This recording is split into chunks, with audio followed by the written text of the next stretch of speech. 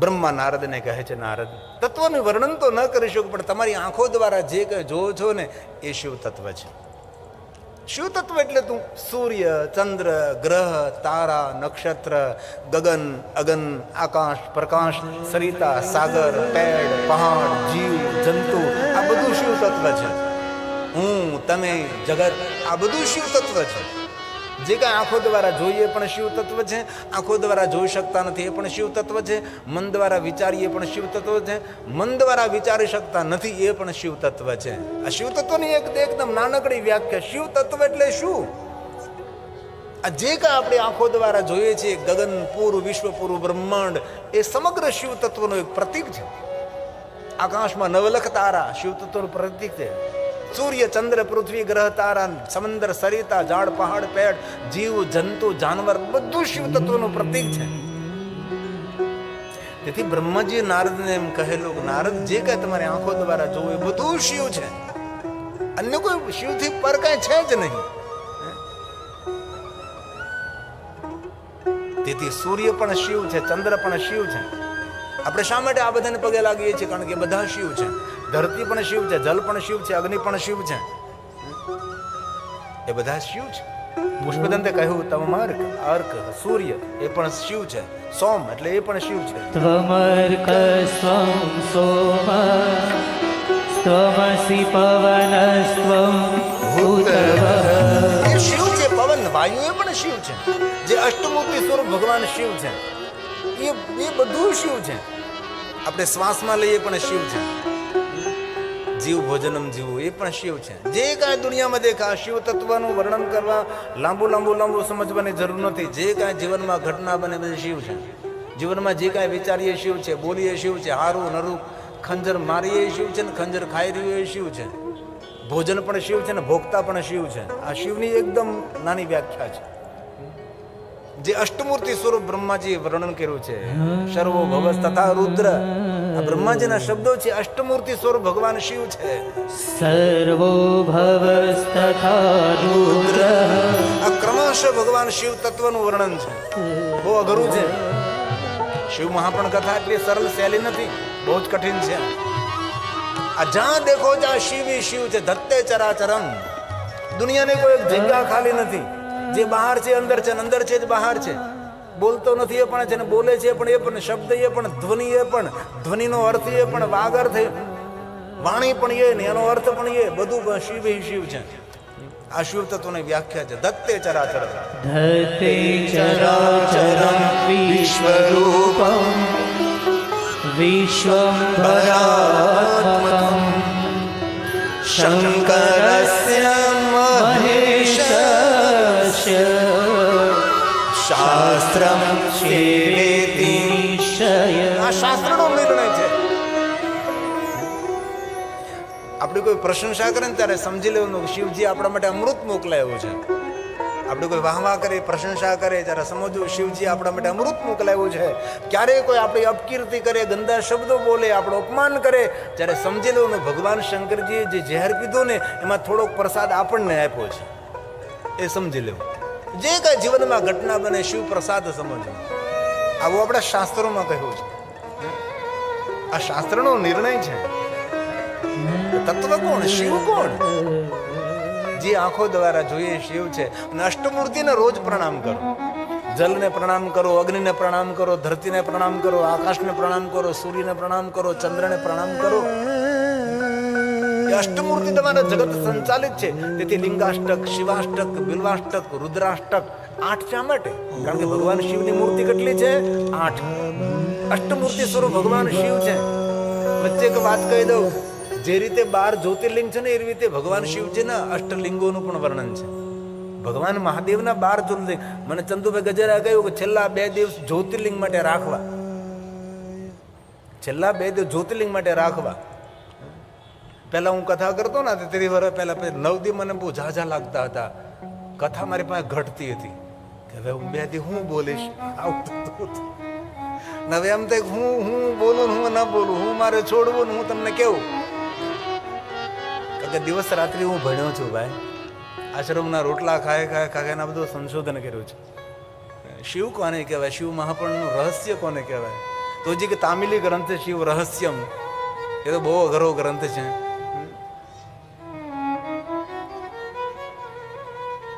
કોણ શિવ છે? તત્વ શું છે? સૂર્ય પણ તું છે ભગવાન, ચંદ્ર પણ તું છે. અને રોજ અષ્ટમૂર્તિને પ્રણામ કરજો. અને બહુ દિલથી ભાઈઓ બહેનો આપ સૌને મારી પ્રાર્થના, સવારમાં જાગો, ઉઠો, પરમ તત્વ નિરાકરણનું થોડું ધ્યાન કરજો. સીધું બિસ્તર નહીં છોડતા. આપણું બિસ્તર એ જ આપણું સમાધિ સ્થાન હોવું જોઈએ. આપણું બિસ્તર એ જ આપણું સાધના સ્થાન હોવું જોઈએ. આપણું બિસ્તર એ જ આપણું ધ્યાન સ્થાન હોવું જોઈએ. ભલે જે હોય તે બિસ્તર અપવિત્ર અપવિત્ર બધું મનના કારણો છે. પવિત્ર અપવિત્ર. આંખ ખોલો, સીધા ઊભા નહીં થાવ. આંખ ખોલો, થોડો માટે શરીરને તેના રૂટિંગમાં આવવા દો. ધીમેથી બેસો, ઊંડા શ્વાસ લો ધ્યાનથી. અને કોઈ દી ડાબે પડકે ઊભું નહીં થવાનું, જમણે પડકે ઊભું થવાનું. આખી ક્રિયાઓ બધી આપણા શાસ્ત્રોમાં યોગ ક્રિયા લખેલી છે. કેવી રીતે સુવાય, કેવી રીતે ઊભું થવાય, કેવી રીતે સવાર તમારી, કેવી રીતે ભોર, કેવી રીતે સાંજ, કેવી રીતે મધ્યરાત્રિ, સવાર કેવી હોવી જોઈએ, બપોર કેવી હોવી જોઈએ, સંધ્યા સમય આપણો કેવો હોવો જોઈએ, આપણું ભોજન કેવું હોવું જોઈએ, ભોજન પછી કેવી સ્થિતિ આપણી હોવી જોઈએ. આ બધું જ યોગ શાસ્ત્રની અંદર કહ્યું છે.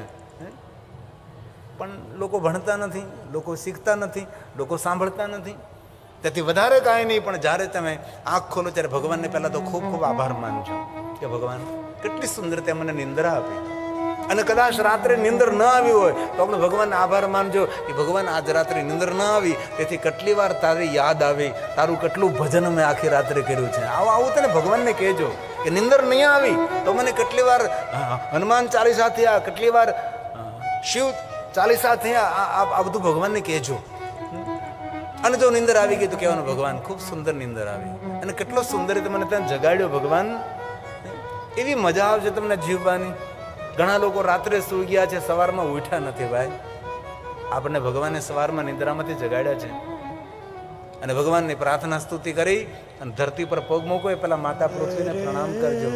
જે ઉઠીને ધરતી પર પગ મૂકે પહેલા માતા પૃથ્વીને પ્રણામ કરે ને, તેની રક્ષાની જવાબદારી માતા પૃથ્વીને રહે છે. આપણી ઋષિમુનિઓને પ્રણાલી છે. સ્વાધ્યાય પરિવારમાં કેટલું કેટલું શીખવતા હતા. કેટલા છોકરા સ્વાધ્યાય કેન્દ્રોમાં જતા હતા, કેટલું સારું સારું શીખતા હતા. સમુદ્ર વસને દેવી પર્વતસ્તન મંડલે વિષ્ણુ પત્ની નમસ્તુભ્યં પાદસ્પર્શમ ક્ષમસ્વ. તેથી ઈશ્વર ક્યાં છે? સૂર્ય પણ તું, ચંદ્ર પણ તું છે. ગગનને પ્રણામ કરો, તારા મંડળને પ્રણામ કરો, ચંદ્રની વંદના કરો, સૂર્યની વંદના કરો. જીવન સાર્થક બની જશે. તેથી આ એક સુંદર રચના કરે છે. સૂરજ તું હૈ, ચંદ્રા તું હૈ. ક્યાં છે શિવ? સૂર્ય પણ તું છે ને ચંદ્ર પણ તું છે. આકાશની અંદર ટમટમતા તારાઓ પણ પરમાત્મા તું છે. સાગર પણ તું છે, સાગરની લહેર પણ તું છે, સાગરના જલકણ પણ તું છે, બીજ પણ તું છે, છોડ પણ તું છે, છોડમાં રણછોડ પણ તું છે, પર્ણ પણ તું છે, ડાલી પણ તું છે, કળી પણ તું છે, ફૂલ પણ તું છે, ને ફૂલોમાં રહેલી મહેક એ પણ પરમાત્મા તું છે. सूरज तू है, चंदा तू है, निराकार ब्रह्मांड तू है.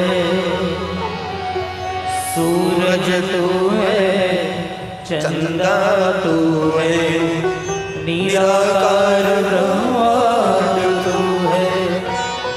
धरती और आकाश भी तू है, धरती और आकाश भी तू है, आत्मा परमात्मा तू. હે મહાદેવ.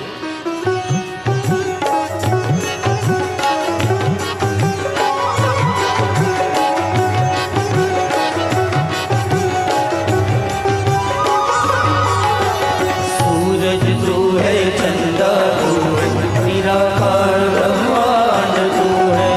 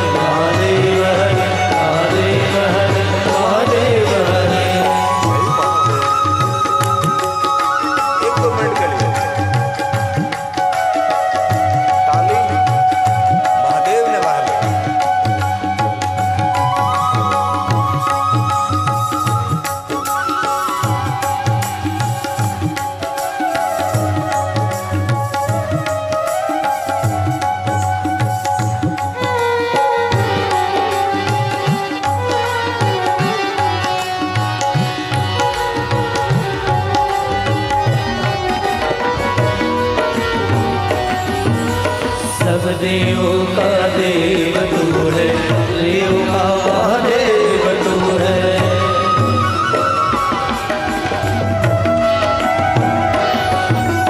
सब देवों का देव तू है, देव का महादेव तू है। त्रिशूलधारी डमरूधारी, त्रिशूलधारी डमरूधारी, अपरधारी शिव तू महादेव हरे, महादेव हरे, महादेव हरे, महादेव हरे, महादेव हरे, महादेव हरे, महादेव हरे, महादेव हरे।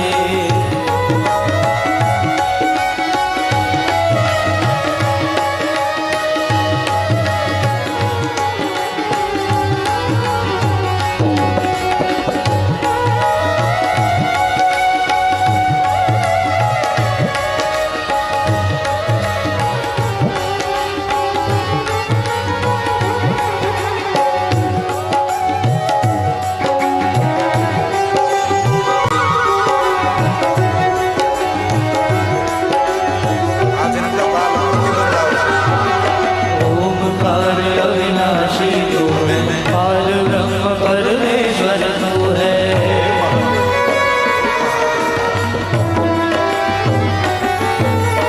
ओमकार अविनाशी तू है, पार ब्रह्म परमेश्वर तू है। गिरि कंदरा में जगते हैं गिरि कंदरा में जगते हैं, शिव शिव महादेव महादेव हरे, महादेव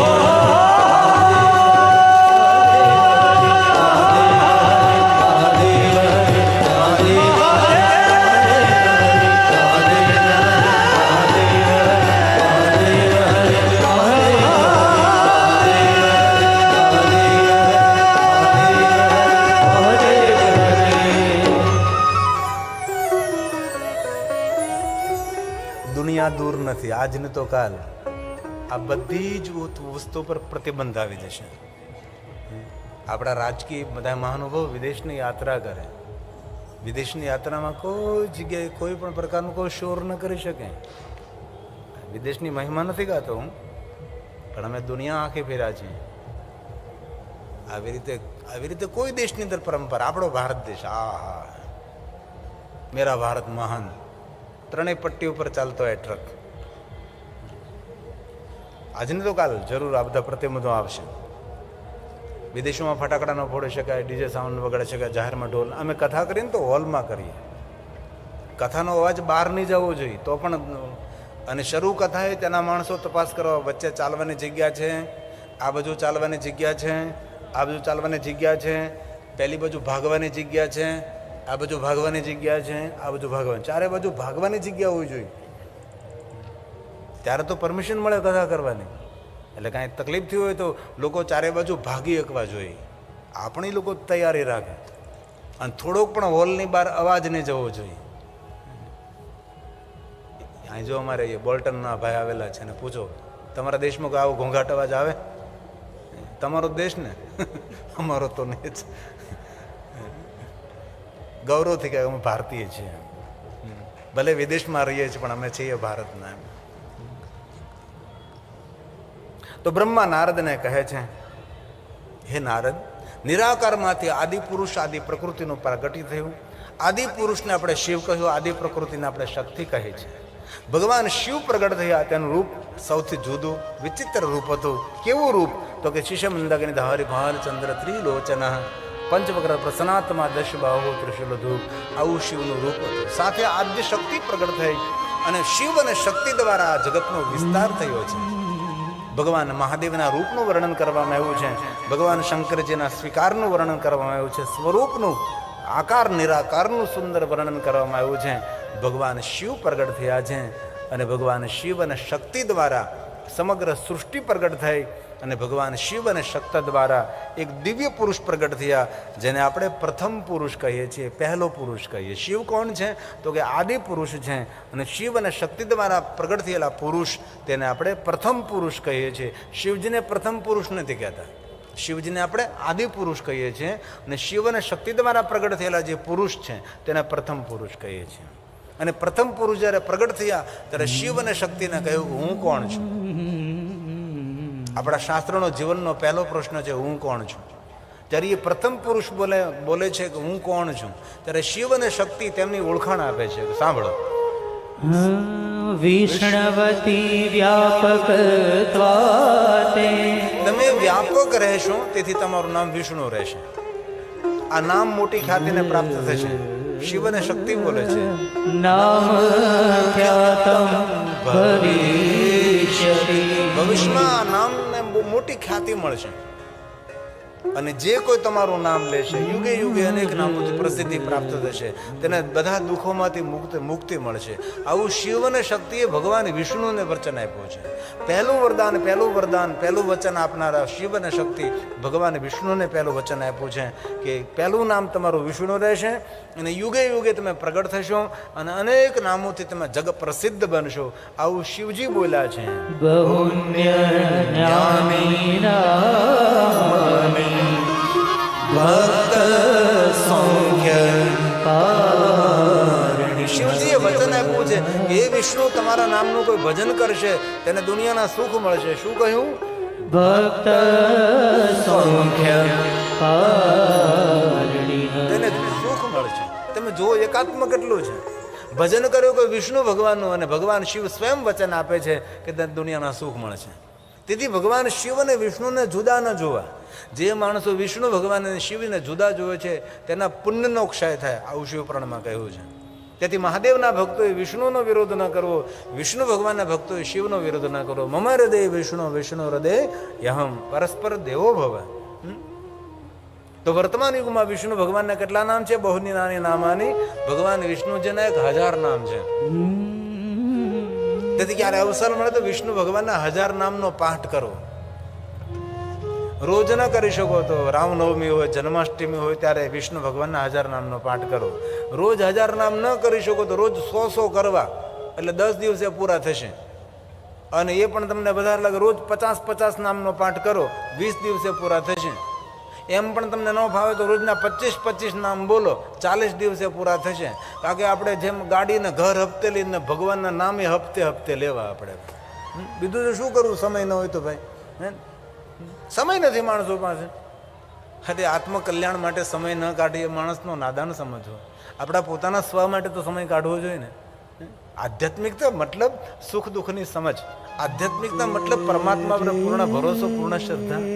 જો આધ્યાત્મિકતા નહીં હોય તો માણસ હતાશ થઈ જશે, નિરાશ થઈ જશે, નકારાત્મક થશે, ડિપ્રેશનમાં ગરકાવ થઈ જશે, એન્ઝાયટી થઈ જાય, તેને તણાવગ્રસ્ત માણસનું જીવન થઈ જાય. ઈશ્વર ઉપર થોડો ભરોસો, ઈશ્વર ઉપર વિશ્વાસ અને ખૂબ ભગવાનનું ભજન કરવું, ધ્યાન કરવું, પ્રાણાયામ કરવા, જે તમારા ઈષ્ટો હોય તેના નામની માળા કરવી, સત્કર્મ કરવું, દાન કરવું, પુણ્ય કરવું અને સારા કાર્યો કરવા પ્રેરિત થાવ તો કોઈ દિવસ તણાવગ્રસ્ત જીવન ન થાય. આજે લોકો તણાવમાં જીવન જીવે છે. ચહેરા પર ઉર્જા નથી, ચહેરો લટકેલો છે, ચહેરા પર નિરાશા છે, ઉદાસીનતા છે, હતાશા છે, નિરાશા છે. કારણ કયું? કારણ કે આધ્યાત્મિકતાનો અભાવ છે, ભગવાનના ભજનનો અભાવ છે. અને જીવનની ઘણી બધી ઘટના એવી હોય છે ઈશ્વર પર છોડવી જ પડે. ઘણા લોકો એડવાન્સ વિચારમાં પડી જાય. એડવાન્સ એટલા બધા વિચારો કરે, નહીં કભી નહીં. ઘણું બધું ભગવાન ઉપર છોડી દેવાનું, ઈશ્વર કરે તે સાચું. અને એકવાર ભગવાન ઉપર છોડતા થઈ જઈશું ને તો ભગવાન બધું આપણું કામ કરતો થઈ જશે. ઈશ્વર ઉપર શ્રદ્ધા હોવી જરૂરી છે. નરસિંહ, મીરા, કેટલા તુકારામ, કેટલા મહાપુરુષોના ચરિત્રો આપણે સાંભળ્યા છે, જલારામથી ધરે છે. પણ શ્રદ્ધા, અતૂટ વિશ્વાસ હોવો જોઈએ. તેથી જ્યારે અવસર મળે તો વિષ્ણુ ભગવાનના 1000 નામનો પાઠ કરવો. અને જેટલા વિષ્ણુ ભગવાનના નામો છે બધા નામો શિવજીના મુખમાંથી પ્રગટ થયા છે. તેથી વિષ્ણુ ભગવાનના નામનો મહિમા છે. અને જેટલા મહાદેવના નામો છે એ ભગવાન વિષ્ણુજીના મુખમાંથી પ્રગટ થયા છે. ભગવાન શિવજી જ્યારે શ્રી હરિને મળે, સુરોત્તમ, નરોત્તમ, પુરુષોત્તમ અનેક નામોથી ભગવાન વિષ્ણુનું સંબોધન કરે છે. તેથી વિષ્ણુ ભગવાનના 1000 નામો પ્રગટ થયા છે. એવી રીતે ભગવાન વિષ્ણુજી મહાદેવના પરમ ભક્ત છે. રોજ ભગવાન શિવની પૂજા કરે અને 1000 કમળ રોજ ભગવાનને અર્પણ કરે. રોજ 1000 નામ બોલે, 1000 કમળ અર્પણ કરે. આજે ભગવાન શિવ મહાપ્રાણને અમારા આચાર્યજીએ કમળ અર્પણ કર્યું છે, કમળ પુષ્પ. ભગવાનને આવા 1000 પુષ્પો રોજ ભગવાનને ચડાવે. અને આજનો તો દિવસ સોમવાર છે ને, સોમવાસરે નિશિ ભોજનમ. આજનો દિવસ તો શિવ ભક્તો માટે ઉજ્જવળ છે, શાંતિ આપનારો, સુમતિ આપનારો, સંતતિ આપનારો, સંપત્તિ આપનારો, મનોકામના પૂર્ણ કરનારો દિવસ. અને થઈ શકે ને તો સોમવારના દિવસે સફેદ વસ્ત્રો પહેરવા, ચંદ્રની કૃપા રહે, ચંદ્ર સંબંધી. સોમવારના દિવસ શ્વેત વસ્ત્રો, એક દિવસ માટે સફેદ વસ્ત્રો પહેરવા અને સફેદ પુષ્પ મહાદેવને ચડાવવા.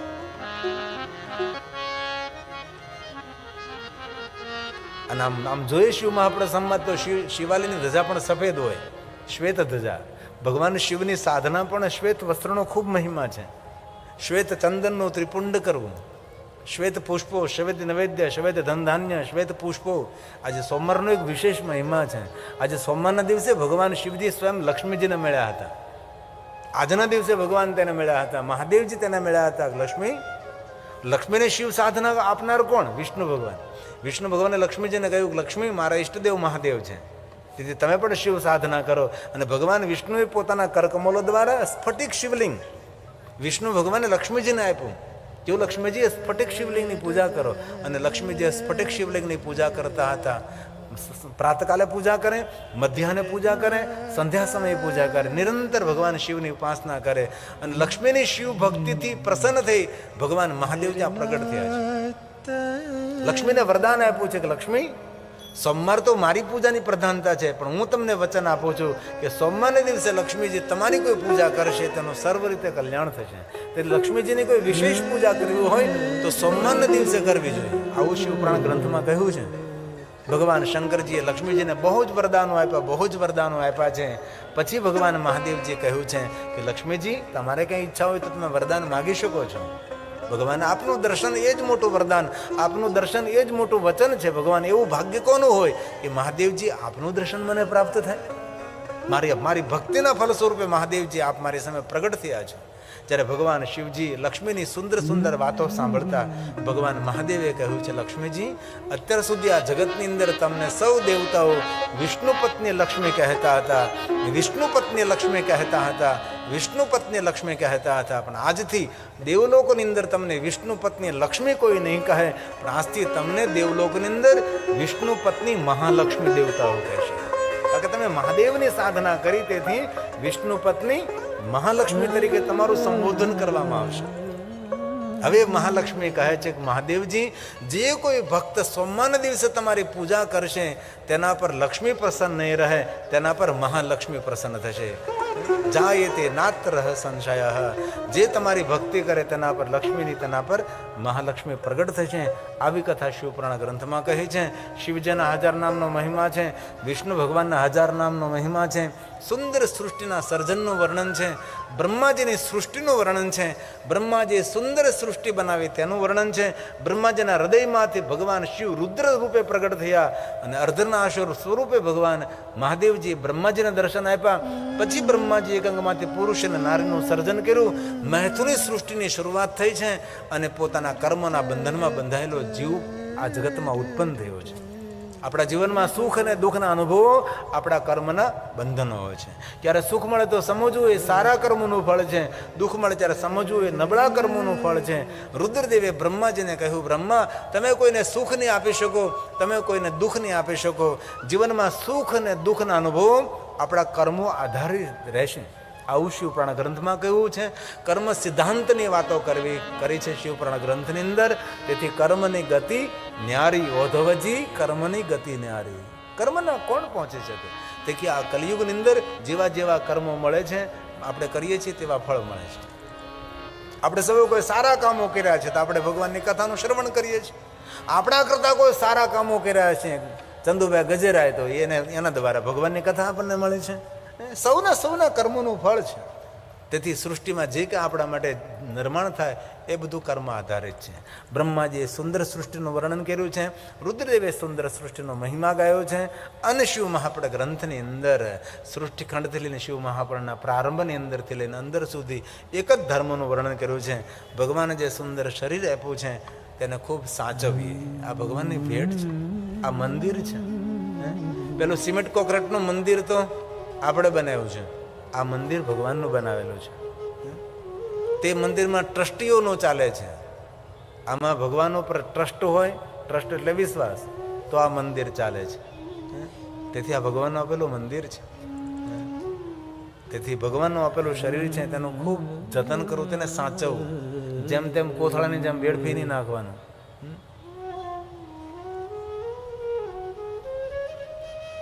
દુર્લભો મનુષ્ય દેહો દેહી નામ ક્ષણ ભંગુર. દુર્લભ છે શરીર, માનવ શરીર આપ્યું છે. સાબુ લે લે, પાણી લે લે, મલમલ કાયા ધોય, અંતર ઘટકો દાગ ન છૂટો, કેસે નિર્મલ હોય. સાચું સ્નાન તો એ છે ને, અંદરની બધી કલમાશ જતી રહે. તેથી આ મંદિર છે.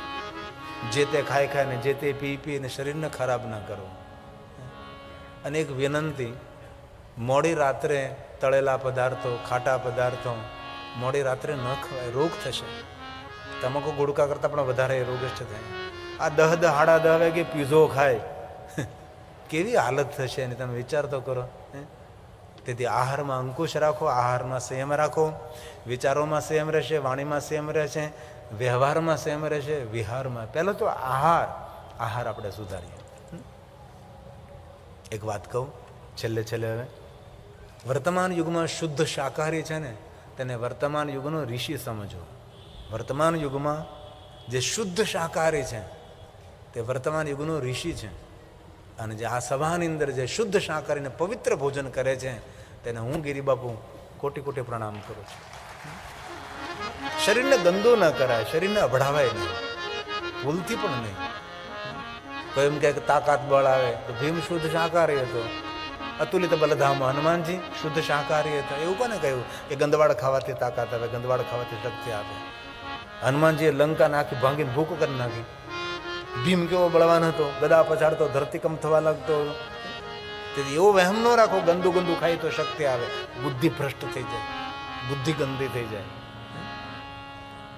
તેથી આપણે ભગવાન રામના, કૃષ્ણના, શિવજીના મંદિરો ન બનાવી શકે. બનાવો તો સારું કહેવાય, પણ કોઈ માણસ તમારા સંપર્કમાં હોય, તમારે સાથે હોય, તમારા કાર્યક્ષેત્રમાં જોડાયેલો હોય ને એ જો અભક્ષનું ભક્ષણ કરતો હોય તો સમજાવીને તેને શુદ્ધ શાકાહારી બનાવો. કરોડો મંદિર બનાવવાનું પુણ્ય પ્રાપ્ત થશે. કરોડો ભગવાનના દેવાલયો બનાવવાનું પુણ્ય પ્રાપ્ત થશે. એક વ્યક્તિને પવિત્ર ભોજન કરતો કરો, એક વ્યક્તિને શુદ્ધ શાકાહારી બનાવવાનો પ્રયાસ કરો. પવિત્ર ભોજન જીવનને શ્રેષ્ઠ બનાવે છે. પવિત્ર ભોજન જીવનમાં શાંતિ આપે છે. મેં જોયું છે જેટલા ભક્ષનું ભક્ષણ કરે ને મરતી વખતે બહુ દુઃખી થાય, મરતી વખતે બહુ તડપે છે. જેટલા તડપે ખાધા એટલો જ એ માણસ તડપે છે. તેથી વધારે નહીં કહેતા, આપ સૌ ડાયા માણસો છો, પવિત્ર માણસો છો. પહેલો ધર્મ છે આ મંદિરને સાચવવું. આદિ જગતગુરુ શંકરાચાર્ય મહારાજે કહ્યું એક પંક્તિ, આત્મા ગિરિજાપતિ સહચરા. મંદિર છે, ભગવાન બિરાજે છે.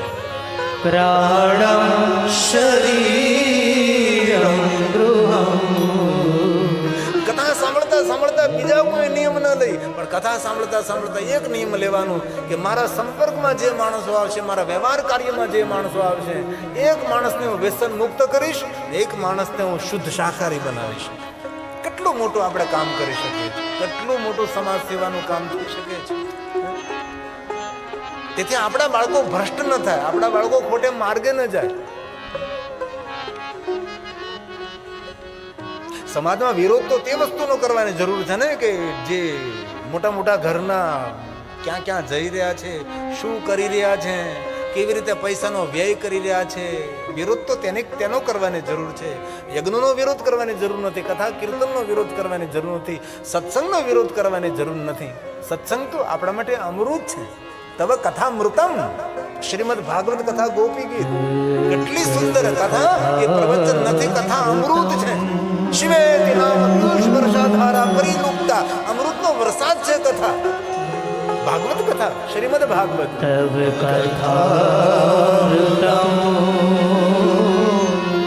તપ્ત જીવનમ.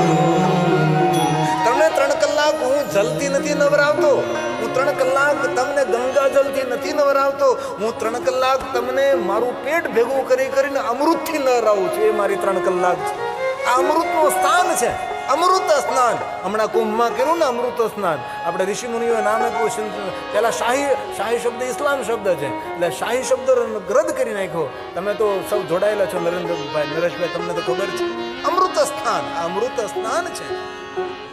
અને આ શબ્દો મારા નથી, શ્રીમદ ભાગવત કથાના શબ્દો છે.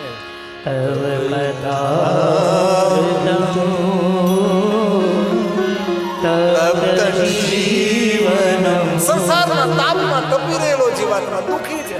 આ તો કથામાં તેનું ઘરે જાવ એટલે હોળી ને હોળી, દિવાળી નહીં, એનું એ જ બધું. પણ મૌન થઈ જાય કથા સાંભળીને ઘરે જઈને શાંતિ, એકદમ મૌન, મધુર વાણી, મધુર ભાષા, જે કાંઈ છું ધીરજપૂર્વક બધું સંભાળી લઈએ. પતિ કામ ધંધેથી થાક્યો પાક્યો, પરસીનો રેપ જપ થઈને આવ્યો તો ધીમેથી તેને સંભાળી લઈએ, થોડી ધીરજ રાખીએ, વાણીમાં મધુરતા, થોડું તેને કહી દઈએ કે કેટલું કામ કરો તમે એટલું કામ કરો, કામે જાઓ છો એટલો પસીનો પાડો છો, તો અમે ઘરની અંદર શાંતિથી રહી શકીએ છીએ. તમે કમાઓ છો તો અમે કથા સાંભળવા જઈ શકીએ છીએ. આમ ધણી ઘરે આવે ને તો ધણી નહીં, સાક્ષાત મહાદેવ આવ્યો એવો ભાવ પ્રગટ કરવાનો છે, તો ઘર સ્વર્ગ બને. ભલે પછી એ મહાદેવ માવો ખાઈને આવ્યો હોય, વાંધો નહીં, પણ આપણો વ્યવહાર બદલે, આપણી વાણી બદલે તો ઘણું બધું જીવનમાં સારું થઈ શકે છે. તેથી અમૃતના સ્નાન છે, તપ્ત જીવન. મધુસ્ફીતા વાચ પરમમૃતમ નિર્મિતવતઃ તવ બ્રહ્મન કિં ભગપી સુગુરુ વિસ્મય પદમ મમ તવેતા માણે ગુણ કથન પૂર્ણેન ભવતઃ. મને પુણ્ય મળે તેથી ભગવાનનું મહિમા ગાઉં છું, મારું મંગલ થાય, મારું કલ્યાણ થાય, એટલે ભગવાન તારી કથાનું શ્રવણ કરું છું. શ્રવણ મંગલમ. કથા સાંભળવાથી શું મળે? તમને કોઈ પૂછે 3 કલાક કથા સાંભળે શું મળવાનું છે, તો ભાગવત કથાનો ગોપી ગીતનો શ્લોક સંભળાવી દેવાનો. કથા શ્રવણ કરવાથી મંગલ થાય. શ્રવણ મંગલમ શ્રીમદાતતમ. કથા સાંભળવાથી સર્વનું મંગલ થાય. સર્વ મંગલ માંગલ્યે શિવે સર્વાર્થ. કીર્તન તનને પાવન કરે છે. આરતી આર્તનાદ છે, ભગવાન આપણો નાદ સાંભળે છે, એ આરતી છે. તેથી બને ત્યાં સુધી મંડપ નહીં છોડવું. આઈએ 2 મિનિટ કે લીએ. મારો ભોળો રે મહાદેવ, મારો પ્યારો રે મહાદેવ, મારો ભોળો રે મહાદેવ, મારો પ્યારો રે મહાદેવ. સબકા તારણહાર હો, સબકા તારણહાર હો, જગકા હે આધાર. મારો ભોળો રે મહાદેવ, મારો પ્યારો રે મહાદેવ, મારો ભોળો રે મહાદેવ, મારો પ્યારો રે મહાદેવ. 1-2 मिनट के लिए भाव से आदर के साथ.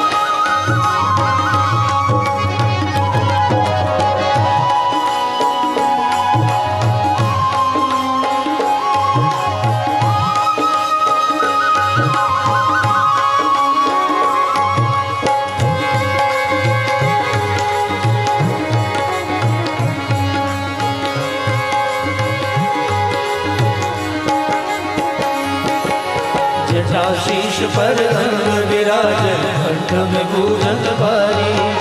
जटाशीष पर अंग विराज, कंठ में भूषण भारी.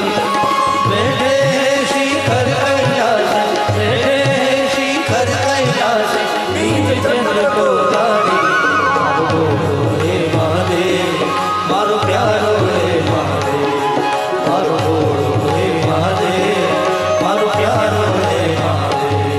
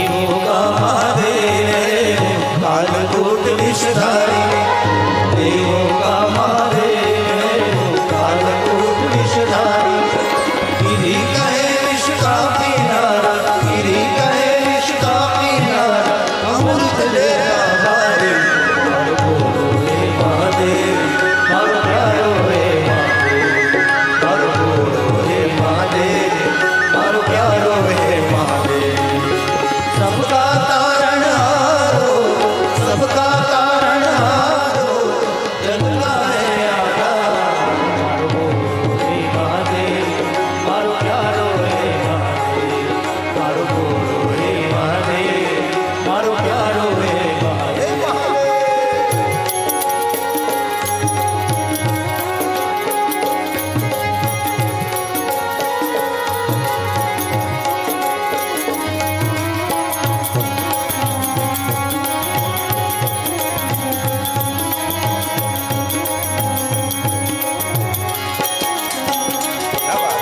जटाशीष पर गंग विराज कंठ में भुजंग भारी जटाशीष पर गंग